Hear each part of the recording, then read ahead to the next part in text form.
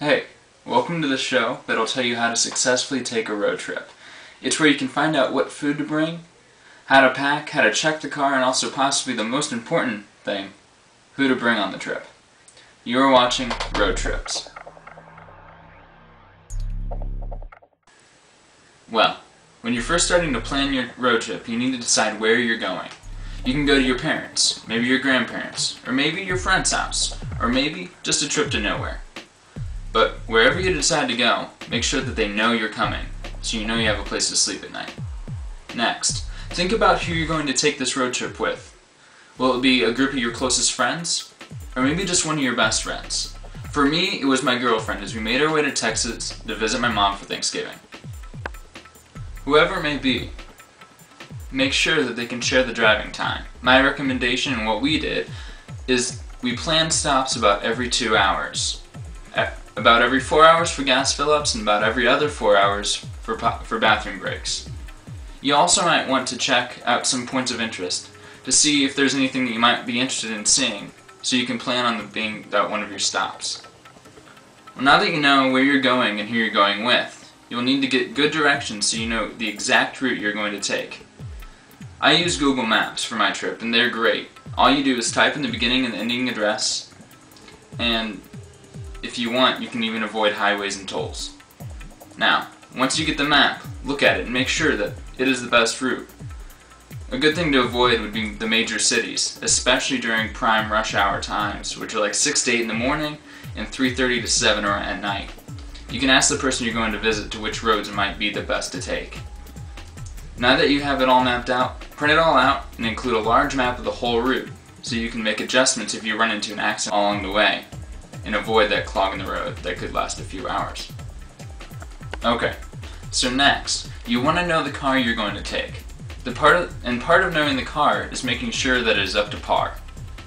You can do this by just doing some simple checks yourself. By checking the tire pressure and adding 3 psi over the normal psi, it'll make your car get better gas mileage during your trip. This is something that you can check during the trip as well. You also want to take it into your favorite mechanic and get the oil changed. Also have them top off all the fluids before you leave. A great mechanic that I always use for my car is Big Ten Tires over in Kissimmee. Also, you will need to know the space that you have in your car. This means the space that you have in your trunk for all the bags and also all the kind of other room that you might be able to use more effectively. What I mean by this is that when I traveled to Texas with my girlfriend, we drove through for 16 hours straight. That means that you don't want to be sitting in the same seat the whole time. And in her car, there was enough room to fold down the back seats and pad that area with a few comforters. The person that wasn't driving could use this area just to get some rest and just relax, rather than sitting in a seat the whole time. But if you don't have that extra room, then bring pillows to sit on and make yourself comfortable. But make sure that you don't get too comfortable, and then you can fall asleep. Now, on to the packing part of the trip. First and foremost, don't overpack. More than likely, the person that you're going to visit will have a washer and dryer.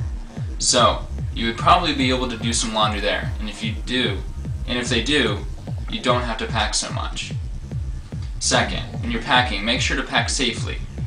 If you're in a hatchback like the car that I took, make sure not to stack everything high, and make sure that it's packed tightly if you do. Anything that's not packed tightly could become a projectile if you stop really fast. Third, leave room for things to come back with. If you're going for a holiday, you're more than likely to be coming back with gifts, so make sure you leave room.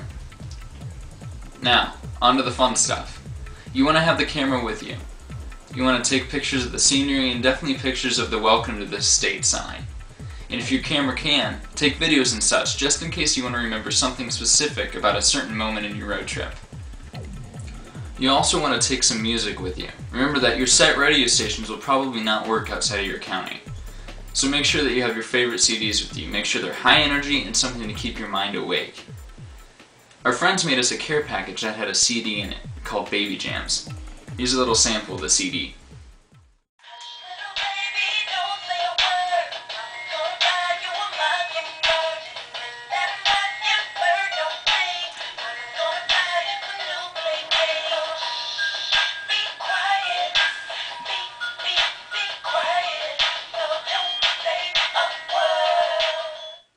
Well, there's that CD, and I'm sure you can find something a lot better, not so much more entertaining, but something maybe better that you'd like.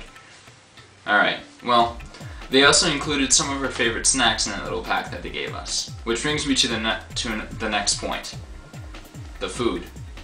Bottom line, don't spend money on buying fast food when you can make it yourself.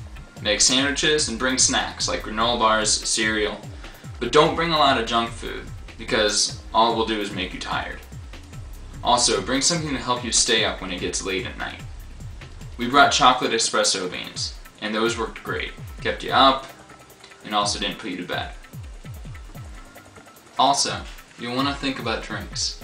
We found that it works out great if you buy a gallon or 2 liter of your favorite drink, and then bring cups. Make sure that one of them is a non-caffeinated item though, so you don't drop from all the caffeine. Now, you're probably wondering, what about the ice? Well, when you're packing the cooler, my girlfriend told me that if I put the ice in individual Ziploc bags, that'll fix all the problems. The ice in the bags will keep all the food cold.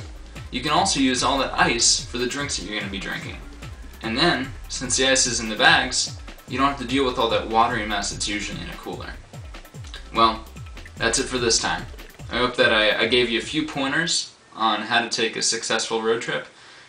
So, join me next time on Road Trips.